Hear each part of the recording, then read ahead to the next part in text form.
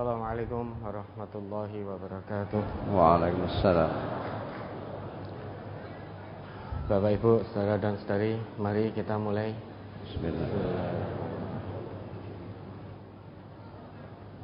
Kita bersyukur kepada Allah setelah sekian lama, kurang lebih 2 tahun, kajian Ahad pagi tidak bisa digelar secara tatap muka. Hari ini Allah anugerahkan kepada kita semua anugerah yang sangat besar, sangat istimewa. Meski masih secara terbatas, masih dengan protokol kesehatan, namun kita bisa ngaji secara tatap muka dengan terbatas. Karena biar bagaimanapun ngaji secara offline tidak akan tergantikan oleh apapun, bahkan oleh materi. Kekayaan sepenuh bumi juga tidak akan bisa menggantikan ngaji secara offline. Tentunya meski sekian lama kita tidak bisa tatap muka, insya Allah kita semua tidak lupa tentang nidom kajian kita. Pun kesupen apa mboten? Ya. Insya Allah tidak lupa nidom kajian yang ada di majelis tafsir Al-Quran ini. Nidom kajian kita selain kita bersama-sama mendengarkan dengan khidmat, kemudian memahaminya, setelah itu kita saling mengingatkan untuk mengamalkan apa yang sudah kita kaji. Karena biar bagaimanapun yang namanya ilmu harus diamalkan. Al-ilmu bila amalin kasyajari bila samarin. Ilmu tanpa amal itu hanya laksana pohon tanpa buah. Dan agama ini bukan hanya sebatas untuk pengetahuan. Lebih dari itu, setelah diketahui, maka agama ini harus bisa menjadi komitmen dalam kehidupan kita sehari-hari. Dan tidak ada alasan bagi kita, Bapak, Ibu, saudara dan saudari, untuk tidak bersyukur kepada Allah. Kita menjalani amanah kehidupan dari Allah ini, oleh Allah diberikan pedomannya. Dan pedoman dari Allah ini diajarkan langsung oleh Rasulnya. Sedangkan kita tahu menurut ketetapan Allah, ayatnya insya Allah sudah hafal semua. Al-Isra ayat 9. Bahwa pedoman dari Allah ini akan mengantarkan kita menuju jalan yang paling lurus, sehingga tidak ada bengkok. La ya'tihil batil min baini yadayhi wala min khalfih. Ini pedoman yang akan mengantar kita ke jalan yang paling lurus. Tidak ada jalan selain apa yang Allah turunkan yang bisa mengantarkan kita, menuntun kita menuju jalan Allah yang lurus. Tidak ada jalan lain. Tidak ada salahnya diingat kembali itu, Ustaz, sebelum kita jawab pertanyaan yang sudah masuk. Al-Isra ayat 9. Surat Al-Isra nomor surat 17 ayat 9. A'udzu billahi minasyaitonir rajim. Inna hadzal qur'ana yahdi lillati hiya aqwam wa yubashshirul mu'minina alladzina ya'maluna as-solihati anna lahum ajran kabira. Satu ayat lagi. Wa annal ladzina la yu'minuna bil akhirati a'tadna lahum 'adzaban alima. Sesungguhnya Al-Quran ini memberikan petunjuk kepada jalan yang lebih lurus dan memberi kabar gembira kepada orang-orang mukmin yang mengerjakan amal soleh bahwa bagi mereka ada pahala yang besar. Dan sesungguhnya orang-orang yang tidak beriman kepada kehidupan akhirat, kami sediakan bagi mereka azab yang pedih. Dalam ayat ini Allah menegaskan, inna hadzal Qur'an, sungguh, kata Allah begitu. Allah mengatakan sungguh Quran ini yahdi lillati hiya aqwam, menunjukkan pada kita semua atau siapapun yang mengikuti Al-Quran kepada jalan yang paling lurus. Selain itu, kata Allah, Quran ini juga akan menjadi kabar gembira, membawa berita gembira. Bagi siapa? Wa yubasyirul mu'minina alladzina ya'maluna sholihat anna lahum ajran kabira. Quran ini sebagai kabar gembira, berita gembira bagi orang-orang yang beriman kepada Allah. Dan imannya dibuktikan dengan amal soleh. Sehingga tidak cukup hanya ngaku iman di lisan tanpa pembuktian. Kalau kita ngaku beriman kepada Allah, lisan kita mengikrarkan itu, maka kalau ingin mendapatkan kabar berita, kabar gembira yang datang melalui Al-Quran, yaitu pahala yang besar di sisi Allah, iman kita harus dibuktikan dengan amal soleh. Sehingga kesimpulannya, pengetahuan saja tanpa amal soleh tidak cukup. Pengakuan iman saja, sekalipun lisan kita senantiasa terbasahi oleh kalimat amantu billah, aku beriman kepada Allah, namun tidak dibuktikan dengan amal soleh, maka pengakuan imannya sia-sia. Karena iman butuh pembuktian. Orang yang bisa membuktikan imannya dengan amal soleh, itulah yang akan mendapatkan kabar gembira dari Allah, berupa ajrun kabirun, pahala yang besar.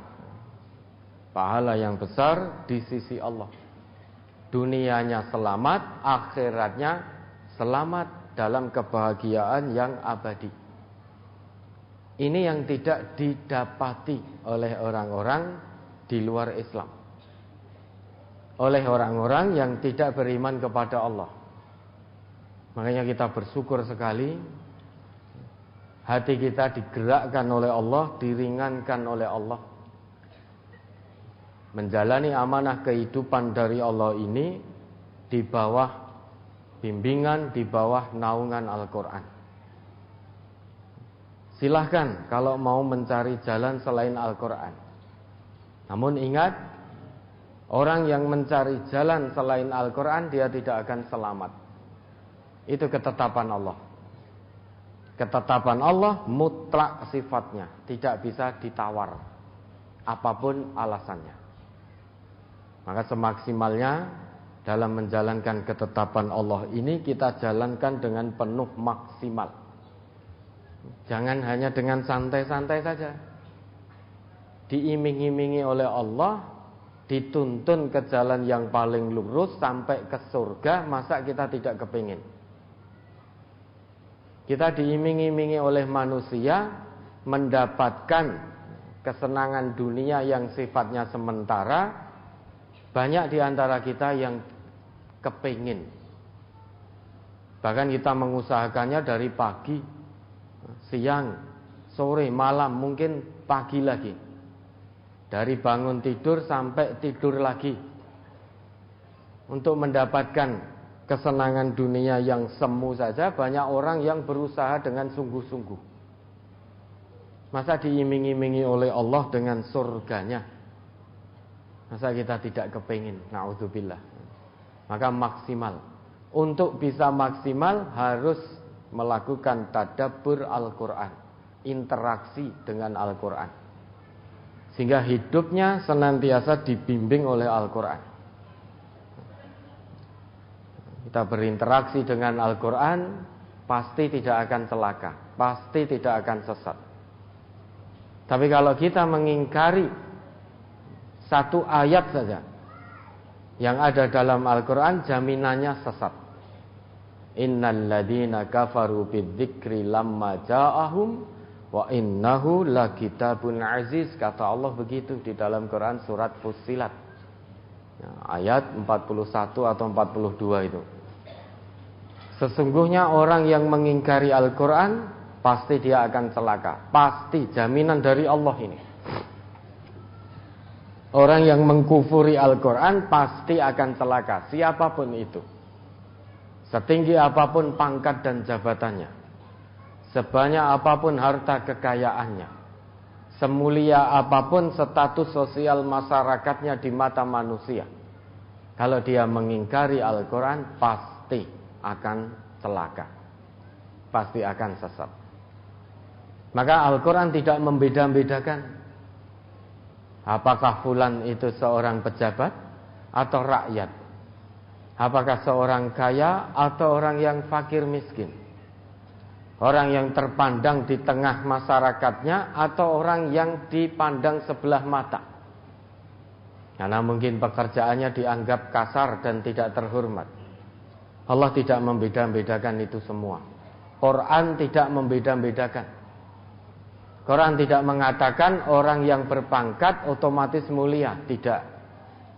Quran juga tidak mengatakan orang kaya pasti mulia, pasti di surga, juga tidak. Yang fakir miskin pasti di neraka, itu pun juga tidak dikatakan oleh Al-Quran. Yang membedakan antara kaya, miskin, punya jabatan atau tidak, terpandang oleh masyarakatnya atau tidak, itu tolak ukurnya takwa. Inna akramakum indallahi atqakum. Itu kata Allah. Maka mari Bapak Ibu, saudara dan saudari, di sisa usia yang masih Allah berikan, kita gunakan waktu sebaik mungkin untuk mencapai derajat ketakwaan di sisi Allah. Jangan sampai hati kita keras. Keras dalam arti menolak kebenaran yang datangnya dari Allah dan juga Rasulullah. Begitu banyak manusia sudah tahu ketetapan Allah dan Rasul, namun menolak, tidak mau melaksanakan. Maka celaka. Fawailul lil qasiyati qulubuhum min dzikrillah. Az-Zumar ayat 22. Diingat kembali itu. Afaman syaraha sadrahu lil islami fahuwa ala nurim mir rabbih fawailul lil qasiyati min dzikrillah ulaika fi dhalalim mubin. Surat Az-Zumar surat 39 ayat 22. Afaman syarahallahu sadrahu lil islami fahuwa ala nurim mir rabbih fawailun lil qasiyati qulubuhum min dzikrillah ulaika fi dhalalim mubin. Maka apakah orang-orang yang dibukakan Allah hatinya untuk menerima agama Islam, lalu ia mendapat cahaya dari Tuhannya, sama dengan orang yang membatu hatinya? Maka kecelakaan yang besarlah bagi mereka yang telah membatu hatinya untuk mengingat Allah. Mereka itu dalam kesesatan yang nyata. Tentu beda. Orang yang mendapatkan petunjuk hidayah dari Allah, menerima Islam secara kafah, terbuka hatinya, sehingga Islam diamalkan dalam kehidupan sehari-hari, tentu tidak sama dengan orang yang tertutup hatinya atau terbuka namun hanya sedikit, setengah-setengah, jelas beda. Orang yang hatinya terbuka namun sedikit, setengah dalam menjalankan Islam, atau bahkan tertutup sama sekali, itu kata Allah dalam ayat ini, orang tersebut hatinya keras. Maka fawailun, celaka, lil qasiyati qulubuhum min dzikrillah. Celaka bagi orang-orang yang punya hati keras sehingga tidak lagi mengingat Allah. Padahal agama ini, aturan Allah, aturan Rasul ini hanya ada dua. If'al atau la taf'al, sangat mudah. Kalau Allah perintahkan, Rasul perintahkan, berarti if'al, kerjakan. Tidak usah tawar-menawar lagi, kerjakan sudah, pasti selamat. Kalau Allah dan Rasul larang, maka la taf'al, jangan kerjakan. Karena kalau kita mengerjakan larangan Allah, larangan Rasul, pasti celaka. Namun demikian, Allah sudah tunjukkan dua jalan. Wahadainahun najdain. Kami tunjukkan dua jalan. Jalan ke surga yang dipenuhi dengan hal-hal yang membosankan. Jalan ke neraka yang dipenuhi dengan hal-hal yang menyenangkan, cocok dengan hawa nafsu. Allah juga sudah utus Rasulnya, sehingga kita sudah tahu mana jalan ke surga. Meski membosankan, namun itu harus kita tempuh. Ngaji ini bagi hati yang keras membosankan. Duduk berjam-jam, duduk berjam-jam tanpa mendapatkan apapun. Suguhane ora entuk.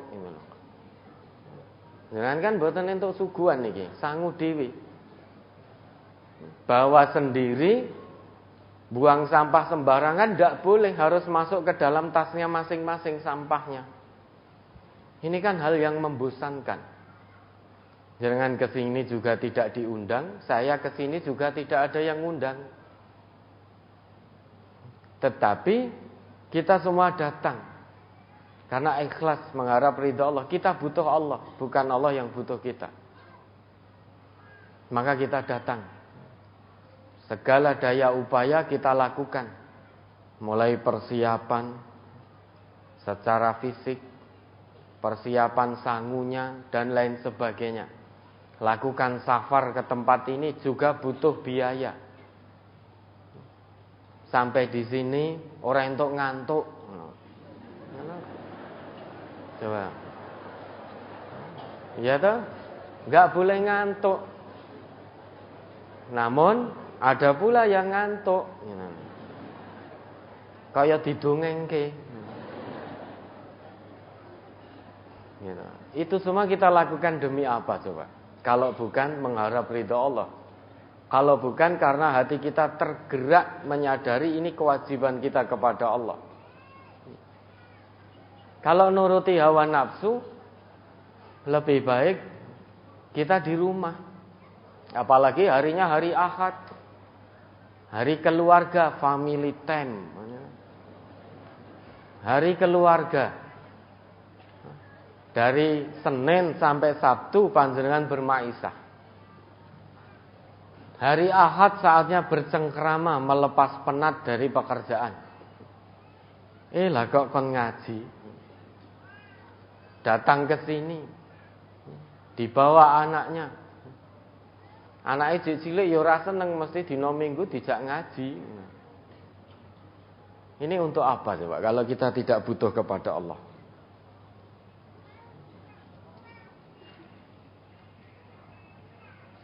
Makanya kita harus bersyukur kepada Allah.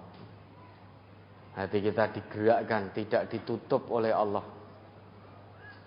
Sehingga mudah-mudahan kita bisa menerima hidayah Allah ini. Allah memberikan taufik kepada kita. Taufik itu bimbingan dari Allah untuk kita mudah dan nyaman menjalankan petunjuk atau hidayah dari Allah ini. Orang yang mendapatkan taufik dari Allah, dia akan merasa ringan menjalankan agama ini, tanpa merasa terbebani, tanpa merasa bosan. Mudah-mudahan ini menjadi rasa syukur kita semua. Momentum kali ini, hari ini, mudah-mudahan momentum kita meningkatkan rasa syukur setelah sekian lama dipisahkan oleh Allah. Siapa yang salah? Kita yang salah. Tidak usah mencari kambing hitam. Mari kita muhasabah. Bisa jadi selama ini karena kita ngaji di tempat nyaman, aman, sehingga lupa bersyukur kepada Allah. Adanya mung teko lunga. Mungkin dengarnya cuma mari dimulai dan mari diakhiri. Sehingga oleh Allah nikmat, nyaman, tentram, aman ngaji sementara waktu dicabut oleh Allah agar kita muhasabah. Kira-kira kangen apa ora? Kangen apa ora datang di tempat kajian? Dulu waktu masih pandemi, masih di tengah-tengah pandemi, banyak yang kangen. Kapan ya kira-kira bisa ngaji Ahad pagi lagi di gedung pusat, Majelis Pusat Mangkunegaran MTA. Lah sekarang Allah sudah buka ini, meski masih terbatas. Mungkin ya jadi males. Oh, kondisi sudah aman, sudah lumayan aman, kajian sudah dibuka. Dulu sebelum pandemi ya jarang datang. Ketika pandemi pengen datang. Ketika sekarang level 1 tidak mau datang lagi. Ya, insya Allah ini tidak terjadi di panjenengan, di kita semua. Semuanya ikhlas karena Allah, kita butuh karena Allah. Ya, mudah-mudahan Allah meridhai ini sebagai muqaddimah.